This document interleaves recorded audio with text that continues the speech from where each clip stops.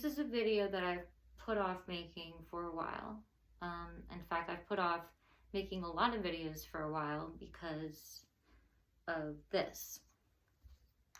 I mean, not to mention, I barely have energy as it is, and I'm sick all the time. I have to take my time with things, and weeks turn into months. And I feel like it's been like this for the past 4 to 5 years. I feel like I've literally lost 4 to 5 years of my life. Or a lot of the videos I make, you'll see little things in my nose, like little breathing devices or something in my nose in like all my videos. If some of you have caught that, a lot of you know, everybody knows I'm sick.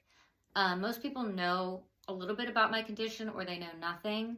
So what I'm gonna do is kind of describe it and what I have to deal with on a daily basis. And also too, just to hopefully spread some awareness about this, because this is something that actually can happen to anybody, and it's not a genetic condition, it's a man-made condition, which is very odd, so I'm going to get into that in this video. So ENS is a rare condition, and I call it ENS because the original name of it doesn't really do it justice. It's called empty nose syndrome. Empty nose syndrome.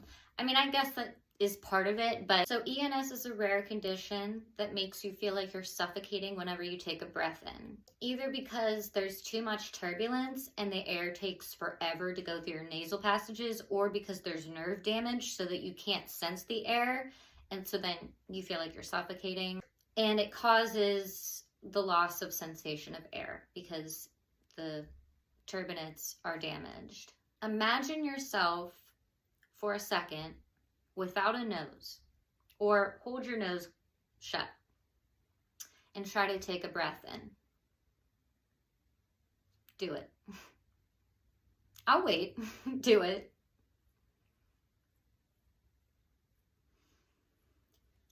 Now, imagine trying to live the rest of your life that way. I feel like I could just end the video here, but that's scratching the surface, and I'm going to get a little bit more into it. But as an artist, if I feel like I can't make music, I might as well just, you know, and I had to find a way to do that. I had to find a way to breathe. I had to find a way to be able to record and perform. And things aren't perfect, but wearing some type of breathing device is really the only way I can do that. But it's also very okay, Brew. This is not the time to be excited and playful. So anyway, oh, she's playing with the ghost. Okay, anyways. But yeah, it's not perfect, and it's very isolating, because even though nobody's judged me, none of my friends, guys I've dated, nobody's judged me, it's almost really just the way I feel. I feel like shit all the time, and you know, there's going to be strangers out there in the world that aren't going to understand, you know, right away, because it's like you know, if I'm walking around with an oxygen mask, okay, that makes a little bit more sense, but this is something that's so intricate and bizarre, and you know, it's a lot. And I'm grateful for the people that have supported me, because this has really taken every aspect of my life from me, and I've gone through a lot of extremely terrifying, devastating things in my life, but I think this one is probably the worst. So yeah, as if I really had a normal life before, I definitely don't have one now. And in ways it makes me try to do things that I wouldn't normally do, or live more. But getting sick all the time, feeling sick all the time, the lack of energy, feeling constantly distracted by trying to breathe, it's monotonous. It's monotonous. Feeling distracted because you're constantly trying to breathe.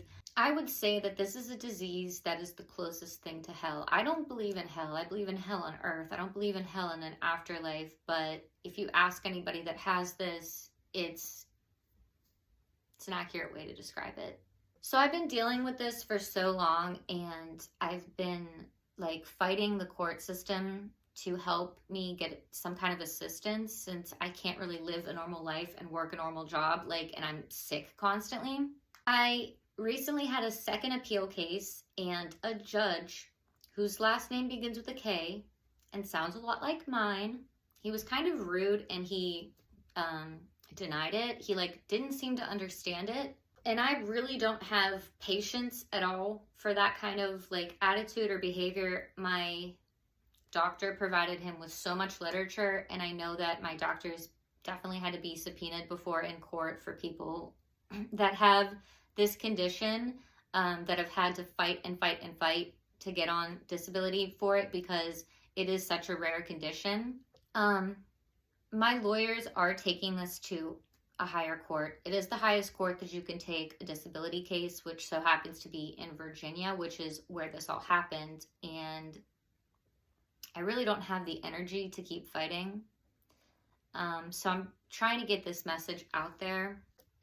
Yeah, I'm trying to spread awareness. Hopefully this video gets out there and it spreads awareness on this rare condition. You can get this condition. Anybody can get this condition. How you get it is by getting any type of nasal surgery, especially sinus surgery, but you can get it from getting septoplasty surgery and rhinoplasty surgery.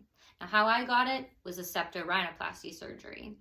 And I had no idea what this was. I had no idea what was going on with me. I reached out to my doctor with these devastating symptoms, and he essentially like called me crazy and completely just dismissed and ignored me. He could have fixed the condition and it could have gotten better, but he just dismissed it and waited until the damage became permanent. So yeah, he just dismissed me instead of doing anything about it. I had to kind of fend for myself. Fortunately, I'm a smart girl. I went to other ENTs, but it wasn't until maybe a year after that I found a specialist that specializes in this condition. And by that point, the damage was permanent. So yeah, my doctor ignored me, and I feel like this is not uncommon. The doctor who currently treats me now is very hesitant about people getting nasal surgery. So if you're out there and you maybe stumble across this because you're looking to get nasal surgery, cancel it. You can always get it again in the future. Like, you know, take your time, do your research, and ask your doctor questions. And if your doctor seems annoyed or impatient, run. Ask your doctor if they plan on touching your turbinates in any way, whether it's like with radio frequency, or they're reducing them, or they're cutting them, or what they plan on doing to the turbinates, which is the technical term for the sinuses. Ask them what plan they have as to what they're going to do to the turbinates and how much. If the doctor seems lax about it, like, I perform this all the time, you might want to hold off. Or at least ask him if any patients in the past felt any type of ENS symptoms after the surgery or felt worse after the surgery. It's really annoying to walk around feeling like you have a cold all day or have a stuffy nose. There's ways of living with that, I know. So ENS is much worse than having clogged sinuses, trust me. And like, you know, you think something that you do is going to help you or make you better. You know, you're going to a really good doctor. It's a health procedure. How could this happen? I'd actually like to think that ENS is more common than we think. And that there are a lot of people that have it that just don't really know what's going on or know that it is that. A lot of the symptoms are like, I first got this, it was so bad.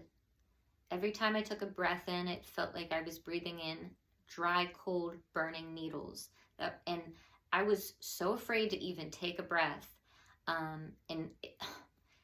I feel like now, even when my symptoms have gotten a little bit better, anytime they get worse or bad, I get extreme PTSD. I get really sad, I get really angry, and I start thinking about death. I'm not joking. I start to worry about my future a lot, and I still do worry about my future a lot. And I do think about death a lot. I do. I don't know what's going to happen. I do hope that I can maybe do something to make it better. If it's getting surgery, it's just very scary running the risk. And it's also very expensive. And as you know, people with ENS, they can't work a normal job. They're sick all the time. So affording that, let alone treatment, it's very expensive. So again, I do want to thank all the people that are supporting me, whether it's on social media, buying merch, Patreon, streaming my music. God bless you. And thank you for not judging me. Because I worried, how am I ever going to go on stage and perform? And you guys have been nothing but kind and compassionate. So thank you. Sincerely. And you give me hope. And I know a lot of people have seen all the stuff that I'm able to accomplish with this, but I'm only able to see what I can't accomplish with this. You know, I'm doing everything I can, and I fear that my time is limited. But yeah, this is just to get this message out there for anybody that's fighting with this illness. It's very rare, and it is very scary, and it is very serious. And for the court systems out there to recognize this kind of illness and understand that there are extremely rare conditions out there that are extremely difficult on people, and that every day that you wait and delay their case or put it off, you're harming them in some way. So if you're seeing this video, please share it, get it out there. And if you know somebody that's going to get some kind of nasal surgery, please send this to them too, and don't do it. All right, I'm Lexa Terrestrial, and I'm out. Peace. If you'd like to support, you can find me anywhere. Just search for Lexa Terrestrial, Lexa Terrestrial, like an alien. I have copies of Empty Life Syndrome for purchase, and you can stream my music, and I really appreciate all the love and support. But most importantly, please do share this video, because this is something that insurance companies and the health industry needs to start recognizing, especially the court system, so we can prevent this from happening and help people that are dealing with it.